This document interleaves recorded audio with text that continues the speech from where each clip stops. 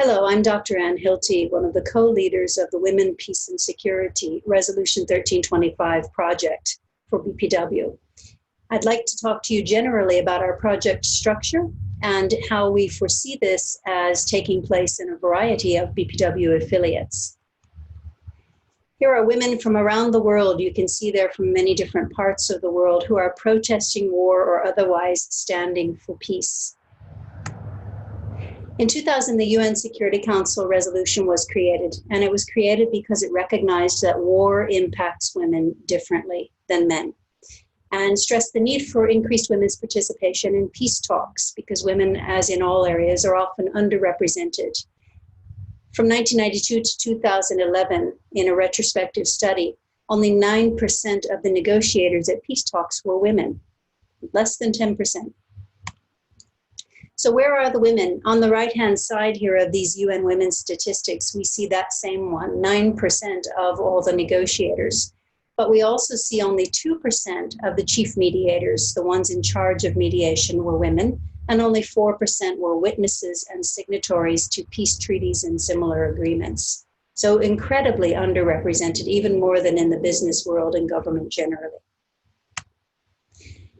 This is a UN summit on peace. There's a woman speaker. This is specifically what's referred to as climate crisis, climate refugees, and the need for dealing with particular needs of women and girls in that, and of all people indeed.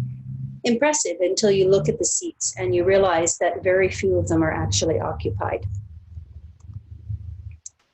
So another statistic that is very telling is, in contrast to those low rates of participation by women, we have women's participation in any type of peace-building process increasing the outcome of a peace deal that will last by 15 years. And that increase is a 35% increase. So are women magical? No. But to have diversity of voice, to have both genders represented, and possibly women do negotiate and view peace and peace deals differently than men. So that diversity could be beneficial. So Resolution 1325 and 4 more resolutions have been subsequently created as amendments primarily to this, or more comprehensive. But this was the original, and this is by which we usually refer to this topic of women, peace, and security. Here are some women negotiating for the NGO working group on women, peace, and security that works with the UN Security Council. That's the body in which this resolution was created. And there's a standing committee now for women, peace, and security. And the NGO working group works with that standing committee. So there are 4 main pillars of UN Security Council's Resolution 1325: prevention, participation, protection, and relief and recovery. We'll talk about each of these, but prevention essentially means preventing the situation in which women can be the subject of greater violence and conflict. Participation refers more to women participating on peacekeeping councils and peace processes, negotiation of peace treaties and such. Protection means if the conflict has happened, then we know that we need to protect all people who are victims of that conflict, refugees, but all victims, and also particularly in the needs of women and girls because there are increased vulnerability compared with men and boys. And then relief and recovery. We need to protect through peacekeeping means, with peacekeeping troops, and sometimes from peacekeeping troops, as we've seen in recent cases. That's also an advocacy for more women in peacekeeping troops. So the first pillar of those 4 calls for improving the strategies in preventing violence against women. Now, there are many kinds of violence against women. We're not only talking about conflict, but this is within the UN Security Council. So primarily, they're talking about the types of violence that come from conflict. That includes prosecution under international law, anytime that such violence does occur, strengthening women's rights under national laws in every nation, and supporting women's local peace initiatives and conflict resolution processes. The second pillar is participation. Participation of women at all levels of decision-making regarding issues of peace and security, national, regional, and international institutions. Mechanisms for the prevention, management, and resolution of conflict, peace negotiations when there is conflict, peace operations, soldiers, police, civilians, having women participate on governments, in independent peacekeeping operations, in these operations as the troops, and as special representatives of the UN Secretary General. So within the relevant core of the UN itself. Here are some of our female peacekeepers. Pillar 3 of the 4 is specifically for protection of women and girls from sexual and gender-based violence in emergency and humanitarian situations, such as overcrowded refugee camps that are completely dark at night, for example. Can you imagine being in such situation? The vulnerability of women and girls, violence generally, the situation is incredibly frustrating for everyone, and so men tend to drink more if they have access, and also to become more violent. And that's a way of coping with extreme stress that's more common to men. And the women generally, of course, are vulnerable to sexual violence. And then the 4th pillar, relief and recovery. So once there has been some kind of international crisis, the relief and recovery measures have to view that crisis and the resolution of it and the resulting or aftermath in terms of what we do to help that nation recover through a gendered lens, considering the needs of women and girls, considering the special needs of women and girls in how refugee camps or permanent settlements are designed. Lights in certain areas at night, maybe more patrolling of the area, and a number of other measures that can be taken. So these are the 4 pillars of that original resolution, number 1325. Some more women peacekeepers, empowering images. So these are all hyperlinks, and we can provide you with this. Our contact information will be at the end, but these are also all through UN Women, who 10 and 15 years in evaluated region by region how well this resolution 1325 was being met. There are regional plans, there are national plans. Not all nations have them, but there's a national level plan and a regional level plan. And how successful have those plans been in 10 and 15-year intervals since this resolution was first created? And this is region by region. Unfortunately, North America was not included. That's probably a bias since the UN is in North America. It should have been included as well, but this is all other regions of the world. So what does our BPW-oriented Women, Peace and Security program look like? Well, we're not running the projects ourselves. We're a small team and we can't run worldwide projects. What we're asking our BPW affiliates to do is to consider a Women, Peace and Security project of some type, the simplest to the most complex, for your club or your federation. And so what we've created are guidelines, suggestions, and resources. We can send that to you. We have sent it out to all of the clubs. I hope that you received it at one point about 6 months ago through the regional coordinators that was sent. And we also, about 8 months ago, I guess. And we also have suggestions for types of projects and resources, links to resources. And you can obtain that from us again directly if you didn't receive it the first time. The second one going straight across is the goal, some of the goals of our team and this project. And that's to support and encourage the affiliates who do create such a project. We can meet with you, especially via this online format. We can have an online meeting with your team and discuss the project you intend and lend our expertise to support that. We had for a while an online monthly presentation. We're actually now building a library of presentations that can be referred to whenever it's convenient to the viewer. We think that's even more efficient. But again, we can have a direct personal meeting with any affiliate that wants to design such a program.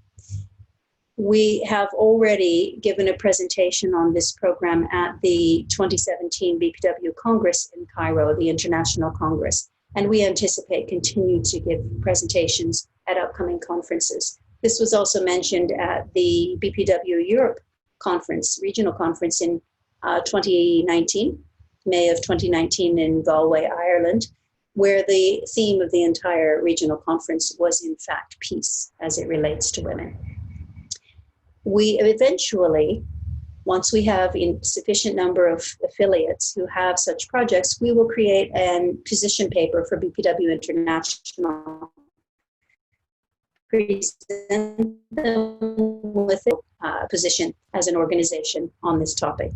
And finally, we will collaborate with related networks, women and peace networks.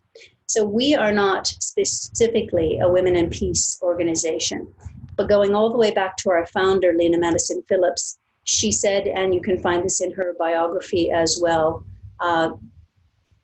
that if we are not in a secure situation, if we don't work on peace and peace efforts, then we can't advance in terms of professional development and financial independence, which are our ultimate goals as an organization, the empowerment of women through professional development and financial independence. But underlying all of that, and also in my profession of psychology, if you don't have security, nothing else happens. So this is fundamental to anything else that we can do as individuals and as an organization.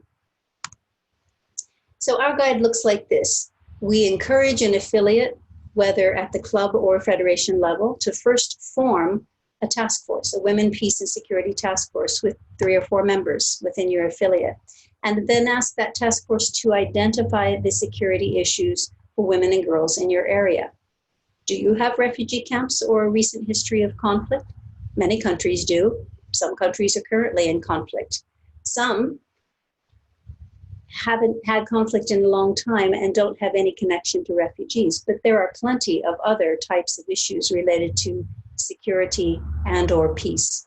Does your government have a peacemaking process or a peace council or a security council? Can you get involved with the Security Council in a UN agency or another NGO? So there are a number of ways your club can network with other organizations or with local issues. First, you have to identify what your issues are in your area related to this theme. And then to review your national action plan. Does your country have a Women, Peace and Security National Action Plan?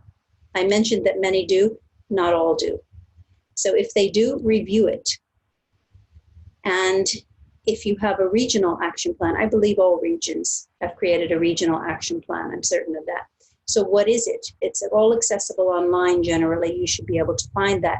And you can look at the action plan for your region and for your country and find out whether or not they're keeping their promises. That's advocacy. To select the type of initiative such as more women on Government Security Council. That's like more women on boards. We have these kinds of campaigns all the time. We're really familiar with this kind of work. More women in negotiation teams or mediation teams. Women in peacekeeping forces or some kind of community project. There are more. We'll talk about those in a moment. And then source the necessary funding. Well, if it's a really simple project like getting more women on the Peacekeeping Council in your government, or advocating with your government for even a quota for women. Some people like quotas, some don't, but that's another way to go. Or an educational project, community educational project. Well, that doesn't really require a budget in cases such as that. If you're looking to do a full-blown community project, that requires a budget. So funding according to what you've decided to do. And certainly educational resources and statistics and all the information you will need. And then to develop your own action plan and gather those resources, apply for funding, read the materials, educate one another. Toward the bottom here, we want to engage our members. So everything before that is the work of the task force that you create for Women, Peace and Security. And then engage your members and initiate that project only at this point. And then finally evaluate it and follow up. Discern whether it was effective or not and how it could be done differently in the future. More of our lovely peacekeepers around the world. So we have 3 pages now, 3 slides for suggested initiatives. It could be anything else. This is just to get the thinking going within your club or your federation. First is the category of advocacy. That's a very important category within the BPW structure. So you could advocate for women to serve on government security councils. I've mentioned that a few times. Or negotiation teams, peace building, or post-conflict planning task forces, depending on what's relevant in your area. You could advocate for women to serve in the peacekeeping forces, military, UN peacekeepers, police, and so on. Those are generally male dominant anyway. And for those women who are interested, more of them to serve in these areas. For national action plans, if your country doesn't have one, advocate for it to get one, to develop one. And if it does, advocate for setting up a monitoring system if there isn't an appropriate one to see that it carries out that action plan. Finally, the methods, we all know these. Online, offline methods of petitioning, of demonstration, of working with local representatives and organizations, etc. Or other initiatives in the category of education. We do a lot of trainings and just general symposia and conferences and other presentations in the public. So you could have public symposia or trainings listed here on various topics related to this. This is the easiest way by far to have some kind of women, peace, and security project in your affiliate, because it's a one-off a lot of times. Maybe it's a series, but often it's just a one-off event, but everybody benefits from increased knowledge. And actual training are in the skills, conflict resolution and mediation skills. Absolutely essential for peacekeeping. Skills for refugee women, what might they need in their dire circumstances? And can you have access, in fact, to provide that for them? How to serve on a security council or peacekeeping initiative. Maybe women are willing, but they don't know how, and so on.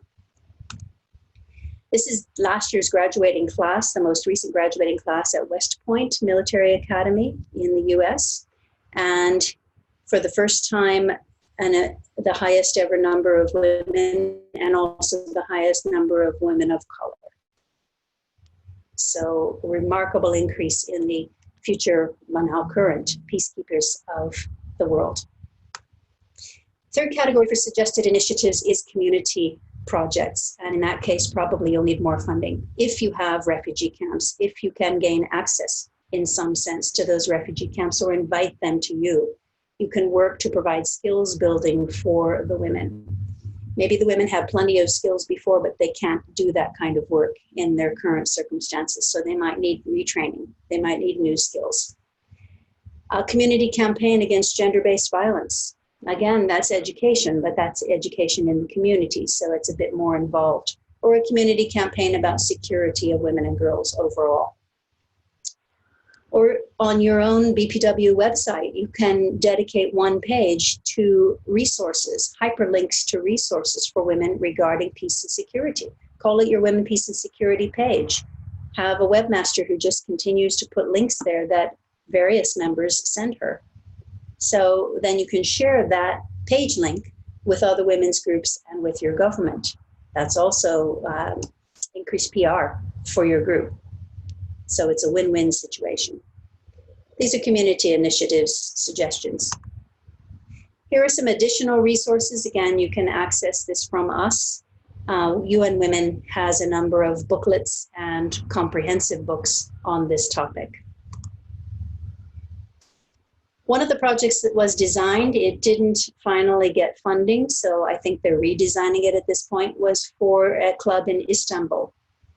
They have a number of refugees in Turkey overall, not all in Istanbul, of course, but they have urban refugees settled in Istanbul, and then a number of almost 4 million Syrian refugees in Turkey overall, the highest number of any country anywhere. So in Istanbul, for the urban settlement of refugee women, they designed this program to help empower women who are disadvantaged. And so they also included impoverished Turkish women and Roma women who are often also impoverished and marginalized, as well as Syrian refugees. So 3 different groups in order to strengthen the project overall. And this was about training in cooking and training in embroidery and a cafe for the outcome of the cooking training, and a way to sell the products for the outcome of the embroidery, and also Turkish language training for 2 of those 3 groups. So this is all to promote intercultural understanding, but to develop the working capacity, the employment capacity of women in need. This is the Istanbul club called Maiden's Tower. There are 2 clubs in Istanbul. This one's called BPW Maiden's Tower. Our former Vice President Arzu, who was the Vice President in charge of UN last triennium, is a member of this club and influential in this project. Other projects in BPW, many of these are involving our members. BPW Uganda is focused on the Government Security Council aspect. So some of their members, including their federation president, serve on a government peacekeeping council. In Nigeria, they have long-standing programs to deal with crisis-prone areas, areas that are in conflict or post-conflict, and to help internally displaced women and children. BPW Jeju in South Korea has long, for several years anyway, had a support program of North Korean refugees, and more recently, Yemeni refugees who were displaced to Jeju Island. And we are in discussion with members in many other places in the world. Jordan, one of our newest members in our team, Jordan is now creating their own project that we'll learn more about soon. Here are some more concept notes and other resources for initiatives your club can join. So if you don't want to create your own project, but you want to have some involvement, here are pages that give you ways to do that. And finally, our objectives. As this project, as this team, what we want to see is a critical mass. We want to reach a large number, a certain tipping point of BPW affiliates who have projects related to women, peace, and security. And once we have that critical mass, whatever it may be or feels to be, we will engage with specifically 3 international women, peace, and security organizations. We intend to present this at this year's Congress, as we did 3 years ago, to create that position paper for BPW International, as I mentioned. And ultimately, we'd like to see a Women, Peace, and Security Permanent Task Force at the international level. But our real aim is to support as many of our BPW affiliates worldwide in their own women, peace, and security projects as we possibly can. Here are those 3 international groups we'd like to interact with once we have a sufficient number of our own projects. The one on the left actually works directly with the UN Security Council. The 2 on the right are long-standing and very comprehensively developed international programs for women, peace, and security. Our team comes from a number of places. We have team members in Greece, Turkey, Lebanon, Nigeria, Uganda, Hong Kong, South Korea, USA, and Jordan. And we're inviting new members all the time. Project co-leader with me is Irini Pitakidou, who works in Thessaloniki, Greece, directly with UN agencies related to the refugee crisis and with the camps themselves. As a co-leader, I have worked in the area of conflict and conflict resolution and trauma as a psychologist for many years.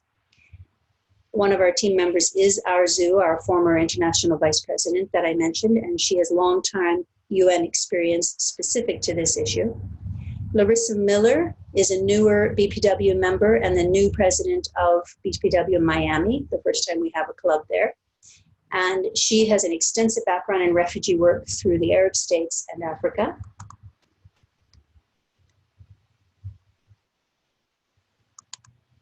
And we thank you for your attention and ask you to please consider a Women, Peace, and Security project in your own BPW affiliate, whether club or federation level.